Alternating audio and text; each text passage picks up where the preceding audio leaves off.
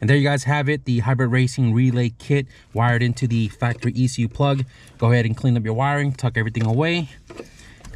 Yesterday when I finished the AC kit installation, it was like almost 12 o'clock, and I was being super stubborn about just closing up because I didn't make all the progress I wanted to make yesterday. But I ended up closing up just to kind of refresh a little bit and come out here today to knock out the cooling system. So we need to install pretty much the radiator, the fans, the fan switch, make brackets for the radiator, install the heater hoses in the back, modify that for the hot cold valve, and pretty much bleed the cooling system. So I want to show you guys some of the parts that we have here. As mentioned in the introduction video, we are going to be using an RSX radiator. A lot of write-ups for the Integra guys are using the RSX radiator because it's about the same size as the Integra and the water neck is on the correct side. I'll show it to you guys when we unbox this. Along with the radiator, we need to install the fan switch because on the RSX, the fan switch is at the bottom of the radiator and not actually on the engine or the thermostat housing. Along with that, we have two Spal fans, one for the radiator cooling system and one for the AC unit. We also have it's funny that this has a Gates box, but inside is a Skunk 2 radiator cap. Very interesting. So we got that to install. We have the K-tune heater hoses right here with the clamps. We're going to be modifying one of these for the hot cold valve, and then we have hybrid racing radiator hoses along with hybrid racing radiator clamps. So what I want to do is work from the firewall forward, and the first thing on the list, heater core hoses.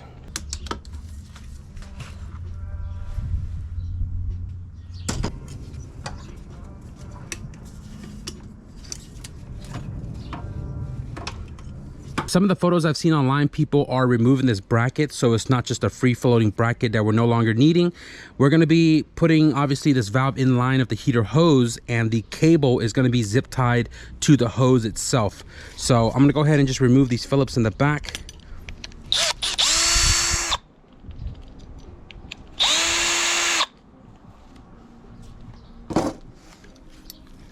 That's what we're going to be using. Valve is nice and clean. Make sure you remember the orientation we're going to be installing this in. This side right here towards the firewall, this towards the engine. I did talk to Eric as well too, and he told me to just use the K-tune hoses and modify one of it just so that they're both silicone and pretty much the same, rather than one K-tune, one like OEM style. Also take note on the K-series heater core hoses, one side is larger than the other. Typically the large side is on the engine, and then the smaller side is towards your heater core.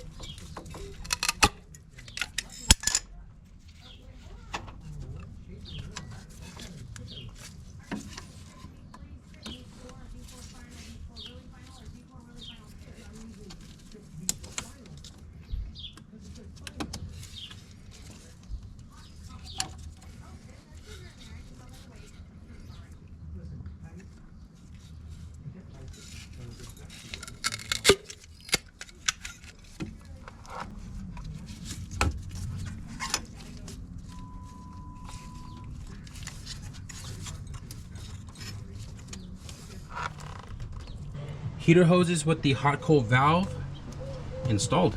Okay, so the next thing we need to get into is the radiator. I'm going to pull it out of the box and start setting up the fans before putting it into the car.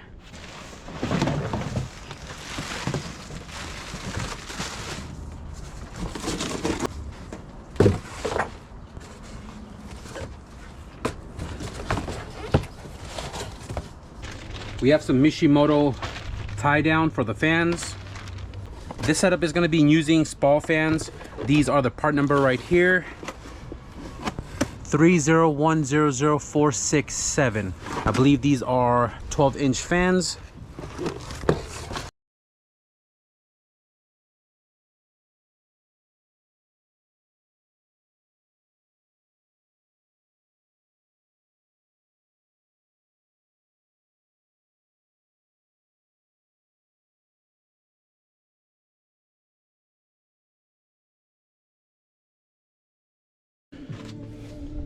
So I had to do some research on these little springs right here that comes with the Mishimoto kit, and there's a lot of write-ups and people explaining like which way you're supposed to. I've seen it underneath the fan, I've seen it here on top, I've seen it on the back side, and I found a write-up from Mishimoto, and it says to go exactly in the orientation you guys see it right there.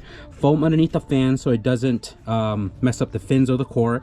The fan sits on top of that, so there is a little gap, and then the spring sits on top of the fan, and then the little tie down that goes across to a foam, and then the little locking plastic. So both fans are secured in a place. The RSX Radiator, as mentioned, has a fan switch at the bottom.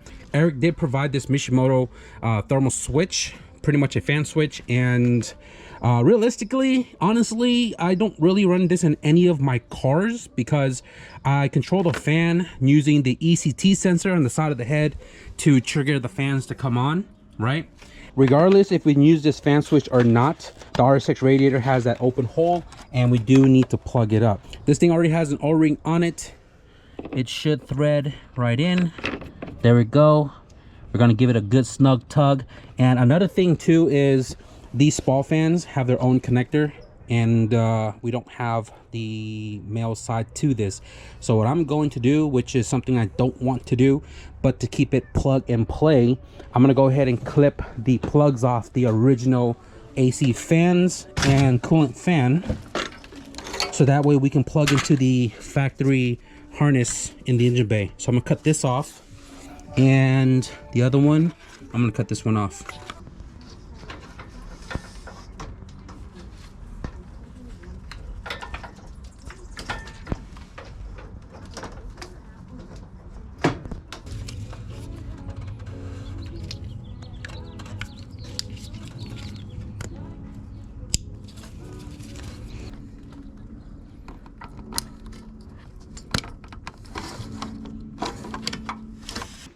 The RSX Radiator is almost a perfect fit. So if you guys look at the bracket right here, this is the factory Integra bracket for the Integra Radiator, and this one over here almost fits. All I got to do is cut off this tab right here to make it sit flush, and then bend this out just a little bit because it's touching the mounting point right here. And then same thing for the driver's side. It's interfering with this bracket on the mounting point, and then a piece of the bracket right here is hitting the condenser bracket. So I'm gonna go ahead and modify both these OEM brackets to utilize the factory holes to mount the radiator in place.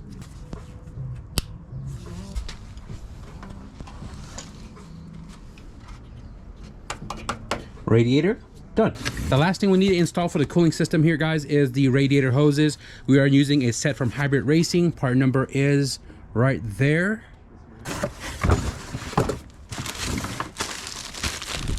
This right here is the lower, and this one right here is the upper. And I feel like we're gonna have to modify the lower a lot because we're using the factory RSX Radiator, and the outlet is right next to the compressor for the AC unit. That right there is the outlet of the radiator, compressor housing, and then where we need to go is right here. So that's gonna be a weird angle. The K-Swat radiator has the outlet right here, and if you look at this hose, that's what it's kind of designed for. So straight up right there, and then it's supposed to 90 in right here. So because our outlet is over there, there is no way this hose is going to work. So if I put it on like that, it goes all the way over there. If I do it the other way, same deal. If I go from the top, it kind of goes in that direction, but we don't have a 90 to go in. And then obviously the other way, yeah. So it looks like what I'm gonna have to do is I'm gonna have to cut and adapt. So I'm gonna do it something like this, right? And then I'm gonna use this 45. You can kind of squeeze it into a 90, and then I'm gonna cut it somewhere here and put an adapter if I have one, or a coolant adapter, put it in here, clamp it together to get that 90 to go into the radiator. I'm gonna figure something out. One of my abilities is being able to figure out stuff on the fly. So obviously my hose bin right here. Found this adapter. This is actually a Ready piece. Look at that. G Ready, baby. Yeah, it's kind of hard to see, but anyways, I'm probably going to use this right here to adapt the two-piece hoses to get the radiator connected to the thermostat housing. So I'm gonna have to remove this to put a plug in it. Hopefully I have one. So this is what I ended up with. No kinks, just gotta put some extra hose clamps right here, and then we got T-bolts for the radiator and the thermostat housing. Let's get this thing installed. Hybrid Racing upper hose. I'm hoping that this would just fit perfectly in place. You know how it feels to like cut and modify something that's brand new? So this looks like radiator side.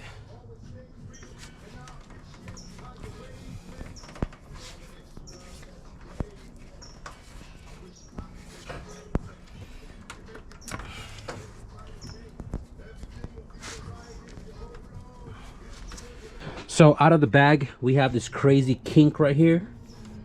I don't know if you guys can see that. This side, untouched, uncut. And it looks like it might be a little too long because the K-swap radiator, this neck is more over here. So if you look, this is where the hose land on the radiator. And we have a clear path of the throttle body for the intake. This one's going to be a little tricky because it's so close to the throttle body with this inlet, and I got to figure out how to not kink this hose. I was going to see if I can try to go up and over, but with the intake being a straight coupler and a 90 down, when it's straightened out, it interferes with the hose pretty bad. So I cut off about 1/4 inch of the hose to the radiator side to kind of straighten up that kink. It's still a little bit right there, but we have almost full inner diameter for coolant to flow efficiently. And under the radiator, it is smushed just a little bit, but again, we should have pretty good flow. Radiator hose didn't need too much, but it is installed as well with the T-bolt clamps. The last thing we need to put in right now is the intake. It is on, but I got to pull it off to make a hole for the IAT sensor, which I'm probably gonna tuck it underneath somewhere right here. Who's hissing?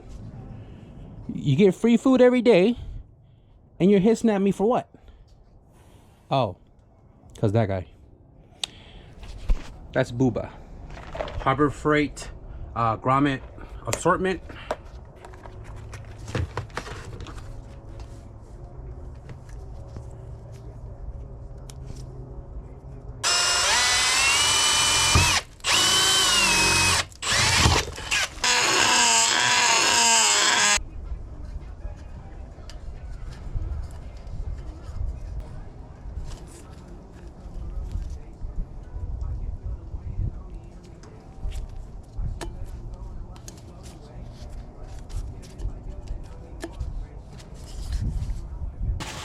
The last two things we have in the box here is a filter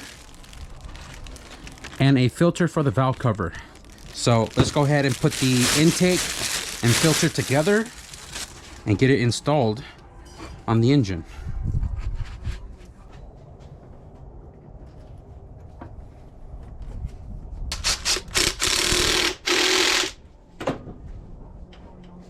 Right here, IAT sensor plug. Don't forget this. Plugged in. Man, it's crazy to say that this build is coming to an end. Now, before we fire the car over and fill it up with coolant and transmission fluid, there's one more thing I want to do, and this is a gift from me to Eric. I'm gonna set you guys up on the tripod real quick.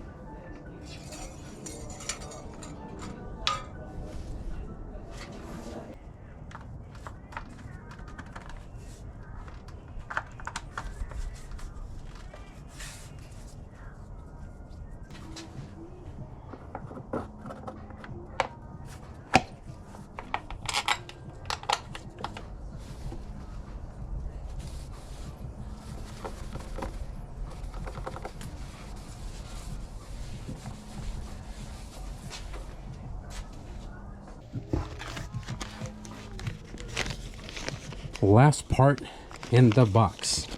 Valve cover, filter from Hybrid Racing.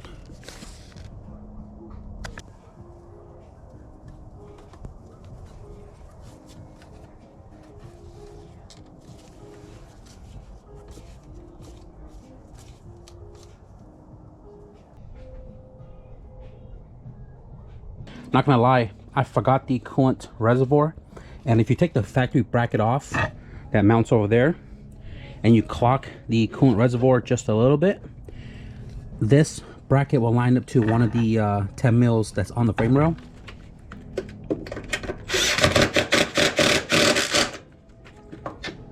Nice and firm. Just need to find a long coolant line to go over here.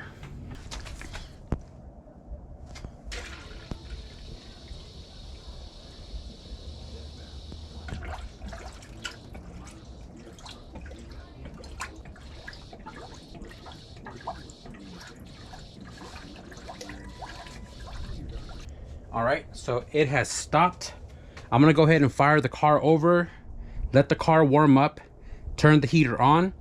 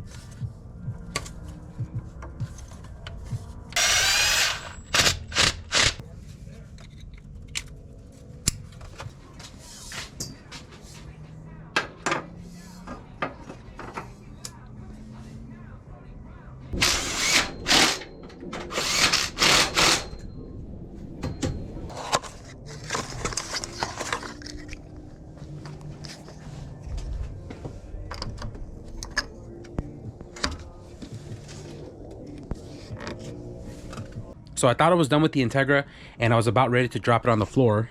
Got the wheels on, and I noticed that the coolant temp sensor wasn't moving on the gauge cluster. I've now cycled the car probably 40 minutes in total. The gauge still doesn't move, and Eric specifically wanted the temp gauge to work, and you know, I want to make all of that happen. So if you guys saw the wiring harness video for the first startup, the Hybrid Racing conversion harness had 2 wires for the fan switch on the conversion harness and 1 wire for the coolant temp, which is a yellow green stripe. And I mentioned that we weren't going to run it into the engine bay because the K-tune harness already has wires integrated into the harness, which you can see right there, and the fan wiring I showed you guys earlier today right there. And the coolant wire and the fan wiring is tucked up over here, right? So I was like, why is the temp sensor not working on the gauge cluster? So I went underneath the passenger side where the ECU was at. I kind of went through the wiring, and I noticed there was a red wire that said K-swap temp that was coiled up and went nowhere. So I checked the continuity on that wire, and it comes all the way back to this one here. So that means this goes to a dead end inside the car. So I was like, huh, interesting. So I took the yellow wire from the driver's side, you guys probably saw a second ago, and I ran it all the way and connected it to the red wire that went nowhere for the coolant temp, and now the gauge cluster starts working. So I need to clean up the wiring inside the car because I was testing it out to see if this was my issue, and sure enough it was. So I need to put a butt connector here, run this yellow wire back this way, and this makes sense. I rather not run it through the bay and have a single wire going through. Instead, we're tucking it inside the car because, you know, K-tune harness had this guy here. So I'm gonna go ahead and clean up this wiring. I just want to show you guys really quickly, the temp gauge is now working. You guys can see it right there. The temp is about 150 degrees right now, and that seems about right. I'm happy that I figured that out. Now everything seems to be working properly.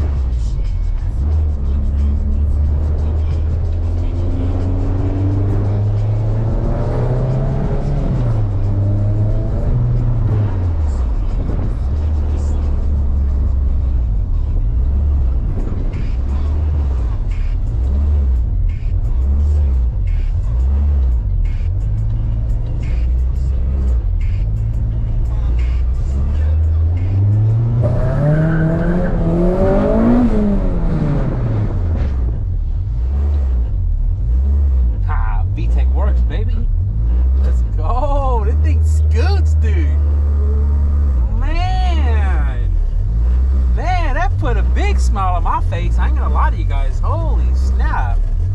What in tarnations, dude? Whoa, whoa, whoa. Whoa, calm down. Golly.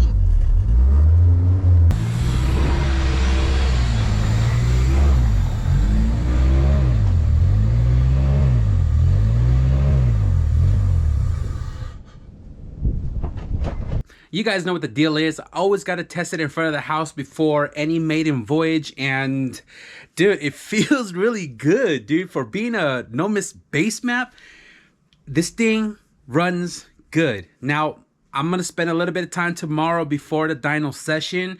I got a couple of hours before we gotta head out of here to kind of like finalize the car. I don't know if you guys heard it in the video, but the dust shield on the passenger side is scraping, probably on the rotor, and the driver's side already has the shield missing. So I might just take off the passenger side tomorrow. You guys probably hear the idle surging throughout this video as well. I want to kind of figure out the idle surge. When the car is like, you know, on decel, it's like making you want to move forward when you're not hitting accelerator because it's idling high. So I got to figure out the surging as well, but overall go over the car before we drive it 72 miles to the dyno. Man, guys, if you follow up to this point on this K-Swap Integra build series, I appreciate you guys. I mean, there was a few things that I've missed, but I covered it in this video. Obviously, we drove it. You guys saw that little pull. Everything seems to be working fine, and I'm excited. I'm excited, man.